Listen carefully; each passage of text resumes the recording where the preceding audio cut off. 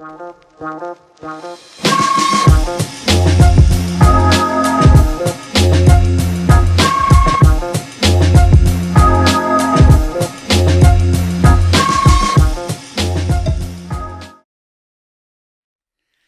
بكم. نرجعوا للبارتي الثانية من البودكاست متاعنا. نذكر بالموضوعنا هو كيفية اقتحام الأسواق وصعوبة عولمة المؤسسات التونسية، وضيفنا السيد مازن القاسم. مرحبا بك. أهلا عبد العزيز. On continue notre podcast en français. Je rappelle que Monsieur Mazen Qassem, il est chef de projet et expert technique FI Expertise France. C'est ça. Ok. La deuxième partie, la première partie, on a parlé d'Expertise France. Qu'est-ce qu'ils font exactement, toute la dynamique créée dans l'innovation. Et on a fini par parler du cadre de Nabel, comment vous êtes en train de décentraliser l'innovation en Tunisie. Moi, je trouve que c'est génial comme approche. Et là, vous-même, vous êtes sur un nouveau projet, Mazen, qui m'a énormément intéressé parce que je pense que c'est l'avenir. Et ce projet s'appelle Qawafel. Pourquoi Qawafel? Allez, Qawafel. Pour pas l'appeler d'un nom très très long qui est l'appui à l'internationalisation des entreprises. Non, c'est pas intéressant. Non, mais pourquoi Qawafel? Ouais. Qawafel, en fait, c'est venu en réfléchissant un petit peu et en disant, voilà, les caravanes d'exportation ou d'exploration qui existaient à l'époque. Moi, j'aime bien l'histoire. J'aime beaucoup l'histoire et je crois que l'histoire se répète. Mais il faut s'en imprégner pour l'améliorer et s'améliorer et avancer en fait et apporter des choses. Et donc, on ne peut pas l'oublier ou la négliger. Il faut vraiment la chérir, la prendre en compte et puis pour avancer. Et donc Qawafel, c'est parce que à l'époque, donc avec ces caravanes n'étaient pas juste des chameaux, des caravanes d'expédition, c'était vraiment l'échange économique, mais aussi culturel, gastronomique entre au sein du continent africain. Et c'était vraiment la liaison qui se faisait entre le nord et le sud, l'est, l'ouest sur le continent. Et donc c'est important de baser ça en fait sur cet échange culturel, économique, qui a aussi qui a fait l'effervescence économique du continent. Et donc voilà, reprendre, c'est vrai qu'on m'a donné la remarque il y a quelques jours, on espère que c'est pas aussi lent que les caravanes. Non, mais ça c'est l'innovation avec ça. Donc on va essayer d'être plus rapide que ces caravanes-là, mais on dit doucement, lentement mais sûrement, mais avec bien sûr tout ce qu'il y a autour. Mais avant l'innovation, il y a la confiance. Il y a la confiance. La confiance prend de temps parce que l'innovation, c'est une construction. Et là, comme on dit depuis des siècles, l'être humain est sorti d'Afrique et on revient à travers Qawafel avec des idées d'innovation. C'est quoi exactement ce projet? Donc ce projet, comme je disais tout à l'heure, c'est un projet qui vise à appuyer l'internationalisation des entreprises tunisiennes, que ce soit start-up, PME, et la promotion du savoir-faire tunisien à l'échelle du continent africain. Sur le projet Qawafel, ça va être plus spécifique à la Mauritanie, le Sénégal, la République démocratique du Congo et le Kenya. Et pourquoi ce choix de pays? Ce choix de pays, pour plusieurs choses. Déjà, les contraintes de ressources, bien sûr. Le projet est un projet qui est financé par l'Agence française de développement, mis en œuvre donc par Expertise France, pour un budget total de 3,8 millions d'euros sur 36 mois. D'accord. L'idée, c'était de dire, l'arbitrage que nous avons fait, c'est de dire, on ne peut pas aller sur tout le continent. Oui. Il faut choisir les pays qui ont du potentiel pour la Tunisie pour bien commencer, valoriser l'expérience après et bien sûr répliquer et s'étendre un peu plus sur ça. Donc il y a eu un choix, le choix qui a été fait par différents facteurs, et notamment le premier facteur qui a été pris en compte, c'est l'appétence du secteur privé tunisien sur les 2-3 ans à venir pour les marchés africains. Et donc, la Mauritanie est revenue vraiment au top de la liste sur le potentiel qu'a la Mauritanie, que ce soit économique ou même le quotient amical qui existe entre la Mauritanie et la Tunisie, en top de la liste. Mais il y a eu d'autres facteurs, bien sûr. Il y a eu les facteurs des conventions et des accords bilatéraux qui existent entre la Tunisie et certains pays d'Afrique.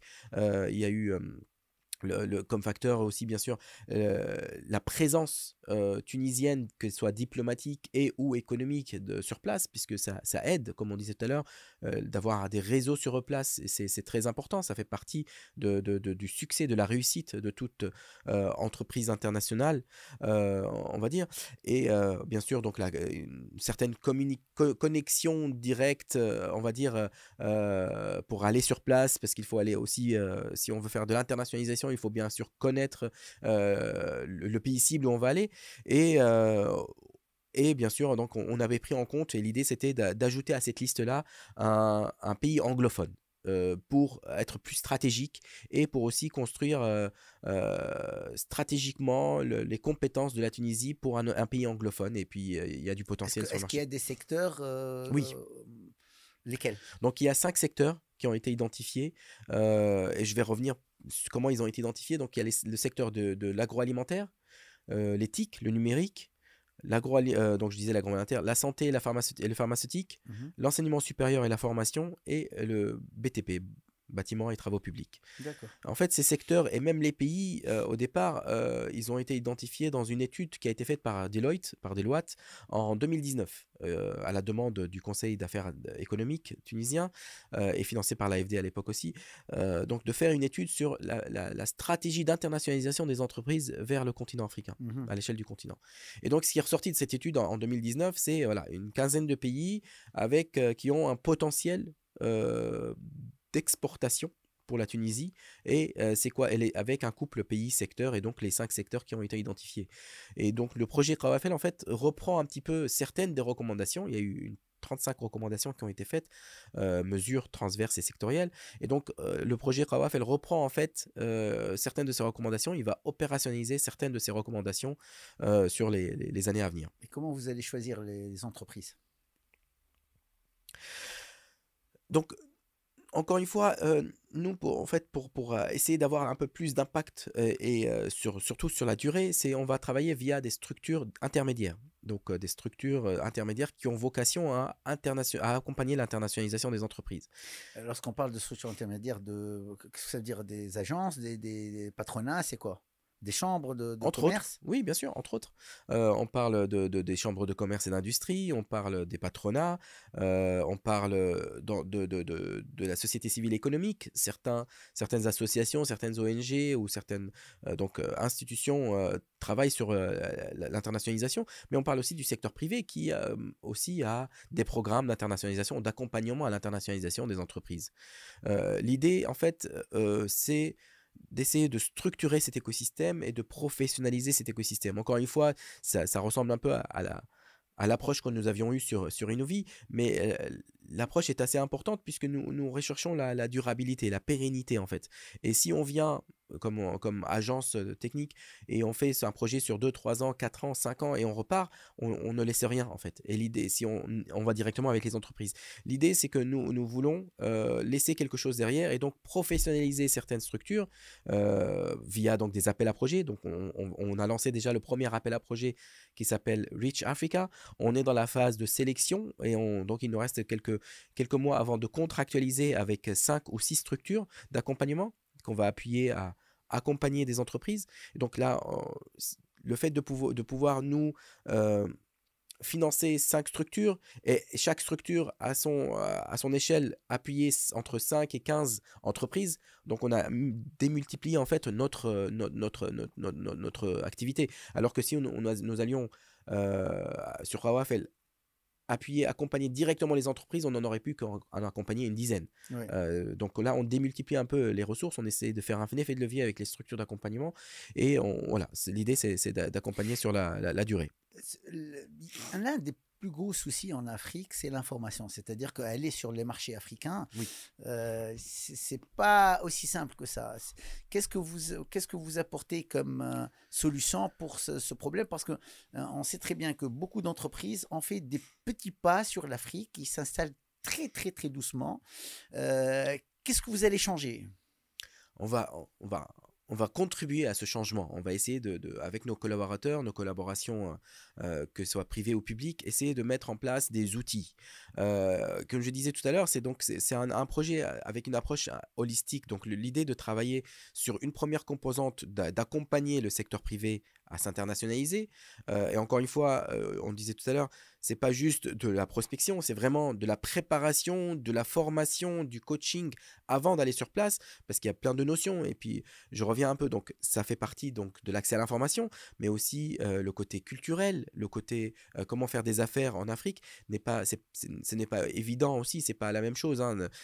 Tous les pays se différencient un petit peu. Tout à fait. Et il y a aussi l'après-prospection, donc après avoir été sur place, après avoir potentiellement signé des contrats, il faut faire le suivi. On n'est pas dans une optique de faire de l'exportation du one-shot. D'accord? L'idée, c'est de vraiment potentiellement appuyer les entreprises à avoir une stratégie d'internationalisation. Et quand je dis internationalisation, je parle export et implantation. Donc l'idée aussi, c'est de pouvoir, pour les entreprises tunisiennes, de s'implanter dans l'idée d'exporter et de s'implanter dans l'idée idéale, donc de créer de l'emploi et de la richesse en Tunisie.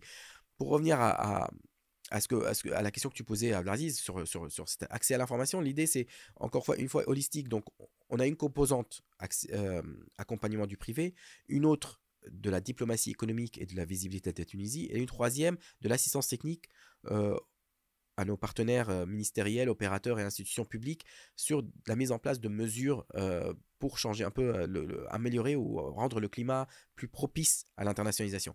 Et dans ces trois composantes, au milieu de ce cercle, il y a bien sûr l'intelligence, on va dire la veille économique. On ne va pas l'appeler l'intelligence, mais la veille économique où chacun en fait a un rôle à jouer de ces composantes et de ses partenaires.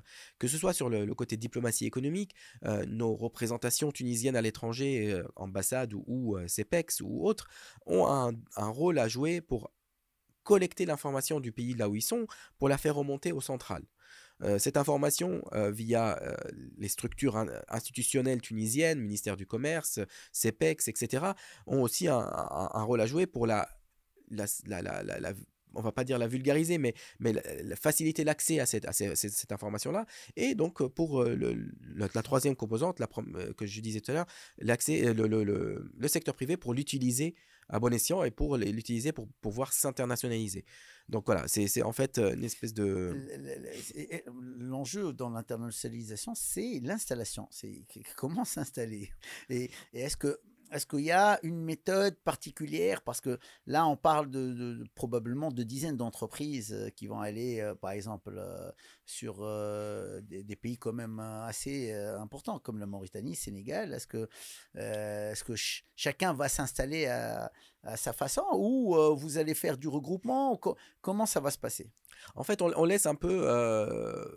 c'est le côté d'export et d'internationalisation, comme on a remarqué quand on a développé le projet, c'est pas juste une question de motivation de l'entrepreneur ou du chef d'entreprise ou de la chef d'entreprise. Il y a bien sûr beaucoup de choses qui sont autour, et donc le cadre réglementaire, que ce soit tunisien ou dans le pays cible, le transport, la logistique, etc. On a des cas tunisiens de réussite où ils se sont installés sur place. L'exemple de Poulina qui s'est installé au Sénégal maintenant, donc je pense qu'ils ont vendu, mais à un moment donné ils étaient sur place. Michel, je vais te poser quand même une question qui est un petit peu vous n'avez pas la réponse, mais si l'une des plus grosses boîtes en Tunisie n'arrive pas à s'installer, par exemple au Sénégal, comme Poulina, comment voulez-vous que d'autres PME peuvent s'installer? C'est-à-dire qu'ils ont tous les moyens pour s'installer au Sénégal. Ils se sont installés, après, ils ont reculé. Donc, est-ce qu'on ne peut pas savoir pourquoi? Il faut prendre de l'expérience des autres. 100%. L'idée, Choukran Abdelaziz c'est très important. Et c'est ce qu'on essaie de faire sur le projet COA, en fait, c'est vraiment d'apprendre des expériences des autres. L'idée aussi, c'est de travailler via des structures d'accompagnement, c'est via donc des groupements, on va dire, informels, mais c'est des groupements qui vont aller sur des marchés, parce que ce que les structures qui vont postuler ou qui ont déjà candidaté sur le premier appel à projet présentent des projets en commun. d'accord, pour leurs bénéficiaires qui sont des startups ou des PME. Et donc l'idée, voilà, c'est de comprendre un peu déjà, de comprendre un peu ce qui s'est passé avec d'autres expériences. Et c'est pour ça on voudrait faire appel aussi à la diaspora tunisienne qui est sur le continent africain et notamment sur les 4 pays que nous ciblons sur Krawafel, de comprendre un peu comment ça se passe sur place, comment ils ont réussi, comment ils ont échoué, c'est encore plus important comment ils ont échoué, Ouais. pour pouvoir nous nous en inspirer et puis mettre en place des pratiques un peu plus... Il y a une expérience quand même très intéressante des Tunisiens au Côte d'Ivoire. Oui, Il y a une très belle communauté, il y a une dynamique qui s'est créée au Côte c'est d'Ivoire. vrai, Pourquoi cette dynamique a réussi, par exemple? Ça serait une bonne question à se poser. très bonne Il y a une question. très belle dynamique qui réussit au Côte d'Ivoire malgré les difficultés. C'est pas facile d'aller en Afrique. Choisir des pays comme le Sénégal, c'est pas très loin de Côte d'Ivoire, mais choisir un pays comme le Kenya, je ne sais pas si c'est... Ok, j'ai bien compris qu'il fallait un petit peu donner la chance à un pays anglophone, à un comportement de l'exportateur ou d'une entreprise qui s'internationalise sur une zone Un marché ou anglophone, un marché anglophone. C'est très intéressant. oui. Mais pourquoi le Kenya? Pourquoi pas le Rwanda, qui est un pays, quelque part, entre guillemets, qui ressemble à la Tunisie, où il y a la dynamique d'innovation, de start-up, etc. Mais encore une fois, c'est selon, euh, je disais encore, hein, selon une consultation que nous avons fait avec le secteur privé, le Kenya est ressorti à plusieurs reprises. Et les autres facteurs bien sûr, Quel est le secteur qui intéresse les Kenyans? Quel est le secteur clé qui va exporter au Kenya? on va voir. Donc là, on table sur donc, le numérique un peu moins, mais l'agroalimentaire, par exemple, la santé et le paramédical, pardon, Ouais, sont deux secteurs assez importants ouais. pour le Kenya. Oui. L'éducation, l'éducation. Bon, l'éducation, oui, on va dire oui et non. Bon, c'est le côté francophone, anglophone qui pèse ici, mais après, on voit bien qu'il y a des universités tunisiennes qui vont encore plus loin, et là, elles vont sur l'éducation en anglais. C'est-à-dire que je me dis que, par exemple, une collaboration franco-tunisienne, parce que finalement, Expertise France, c'est la France, il Bien y a sûr. un intérêt français quelque part, même si tu n'as pas dit un gros mot sur... pas grand-chose sur la France, mais c'est quand même un mécanisme franco-tunisien qui peut avoir une dynamique stratégique très intéressante sur la formation et l'éducation, parce que c'est essentiel. Ok, il y a des secteurs très intéressants. Moi, je pense que l'un des secteurs les plus importants, c'est l'éducation et la formation. Est-ce que vous avez quelque chose de spécifique sur ce secteur-là? En tant que Collaboration entre la des entreprises franco-tunisiennes ou... Pas encore, non, non, pour être honnête, par exemple, pas Parce que je me encore. dis, est-ce que dans l'éducation à la formation, comment on va internationaliser des écoles? C'est quoi exactement? Bah, il y a plusieurs choses, hein. C'est pas que pour le Kenya, mais c'est pour les autres pays aussi. Oui, bien sûr. L'éducation a un il y a double activité, on va dire. Comme tu dis, Abdelaziz, c'est l'internationalisation des écoles, par exemple. L'idée de pouvoir partager le savoir-faire tunisien, mais aussi donc de potentiellement ouvrir des écoles ou des universités sur place. Bon, je sais que certains groupes dans l'enseignement supérieur et dans l'éducation tunisien ou mixtes sont dans cet esprit-là, comme euh, l'université donc je le Ok. trouve à chaque fois, le SMU? SMU, Ouais. ou le groupe Honoris, qui sont en fait dans cette optique-là de s'internationaliser, mais avec donc leur système. Mais il y a aussi l'attractivité des étudiants vers la Tunisie. Et ça, c'est aussi, ça fait partie de cette diplomatie et le soft power tunisien par rapport à l'Afrique, et d'attirer les étudiants. La Tunisie a été connue dans les années précédentes d'avoir un grand nombre d'étudiants africains qui venaient étudier. Bon, plus de l'Afrique francophone, subsaharienne francophone, qui venaient étudier en Tunisie, même de la Mauritanie qui étudie en Tunisie. Actuellement, il y a pas mal de hauts responsables mauritaniens qui ont fait leurs études en Tunisie à l'époque. Tout à Donc fait. il y a cette, c'est à double sens en fait, hein. C'est le fait d'exporter, mais aussi d'attirer les étudiants. Mais donc après, le côté kényan pour ça, donc c'est un challenge par rapport à la langue. Mais pour revenir à la question du franco-tunisien, ce que nous avons la chose sur laquelle nous avons réfléchi, et spécifiquement sur l'enseignement supérieur, c'est de potentiellement pouvoir faire des partenariats franco-tunisiens sur des doubles diplômes et permettre aux étudiants africains de faire potentiellement un premier passage 1, 2 ou 3 ans par la Tunisie et potentiellement une dernière année en France sur un double diplôme franco-tunisien avec un partenariat franco-tunisien. On est d'accord que faire de la Tunisie un hub peut être très intéressant pour tous. Oui.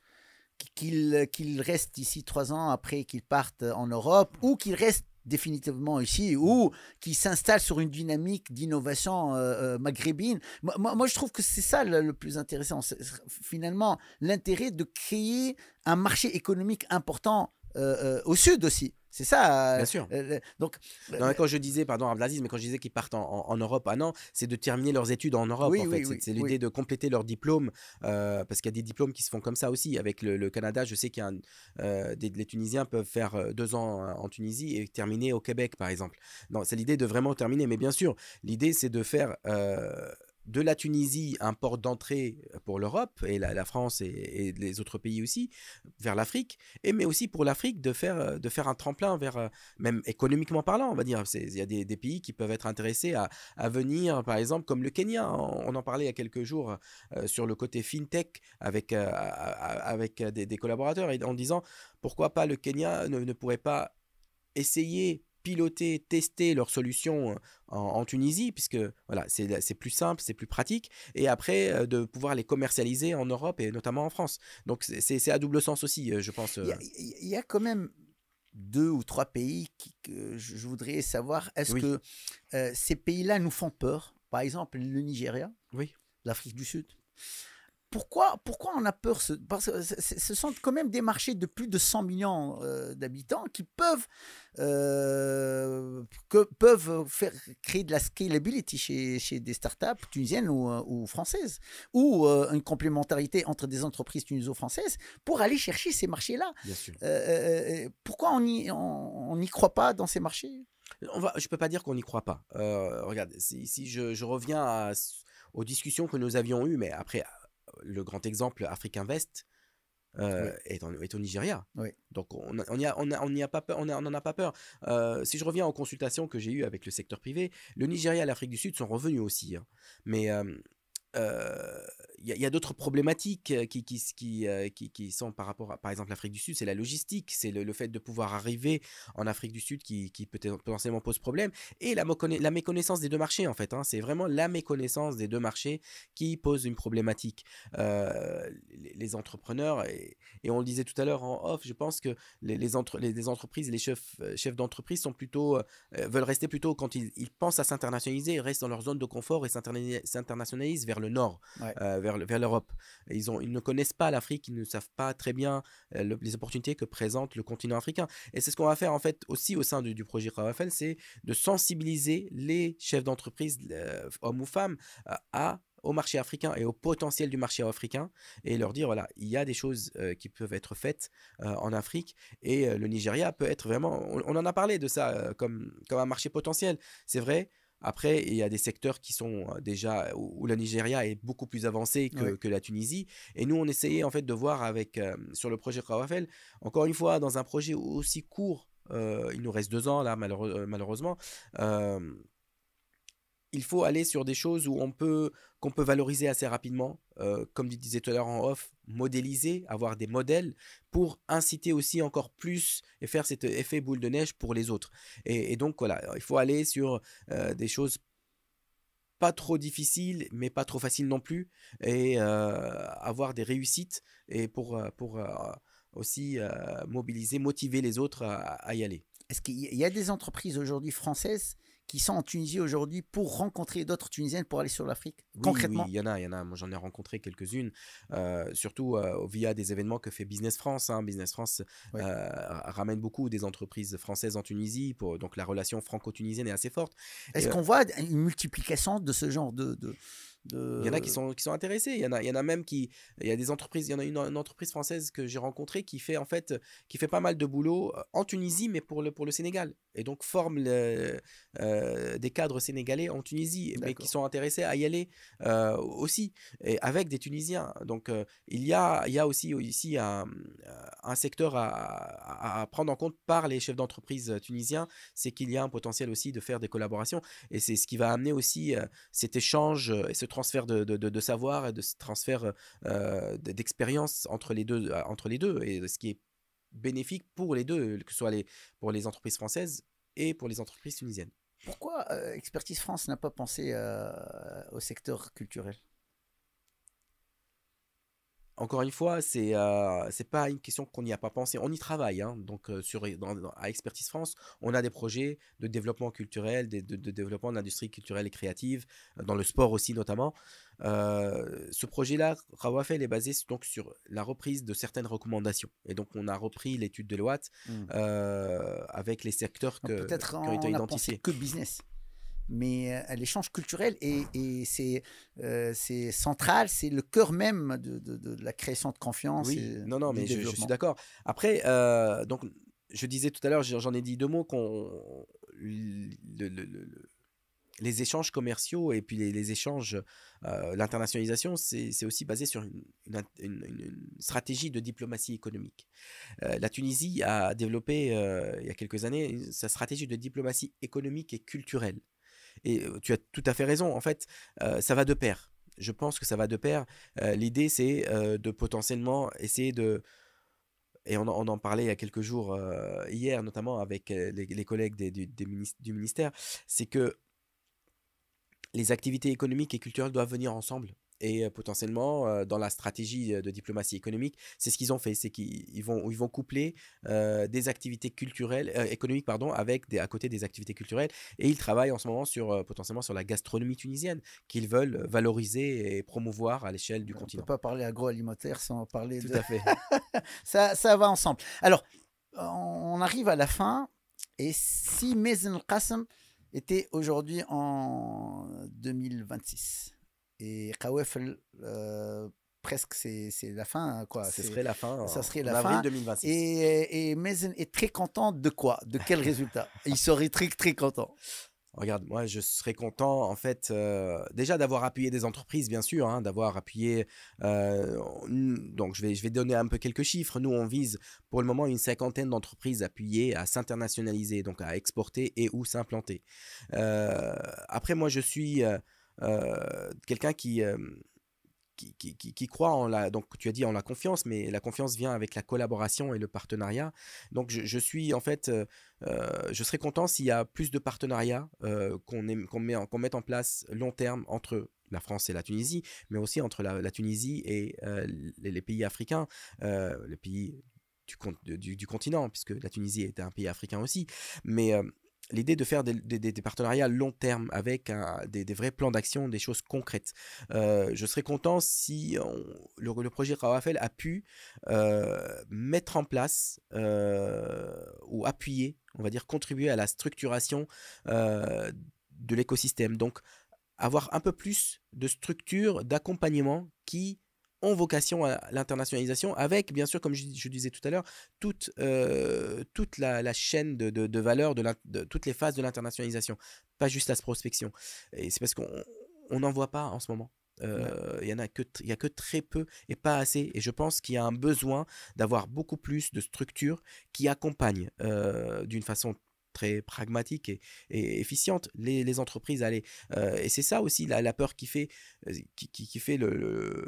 que les entreprises ne vont pas en Afrique. Elles vont en France, pourquoi? Parce que c'est leur zone de confort, elles Ouais. connaissent, il y a déjà beaucoup de monde qui est là-bas. Mais pourquoi elles ne vont pas en Afrique? Parce qu'il n'y a personne pour bien les accompagner, les informer, les former, les sensibiliser à toutes les choses. Et donc, voilà, avoir ça, qu'au bout de 2 ans, 3 ans, qu'on ait quelque chose qui va rester au-delà du projet, parce que nous, on vient, on s'en s'en va, mais on veut laisser quelque chose à nos collègues tunisiens. Superbe. Mazen Qassem, Yatik Saha. Yaïch. Merci beaucoup. Merci à toi. C'était très, très intéressant. Et je vous donne rendez-vous au prochain podcast. Merci.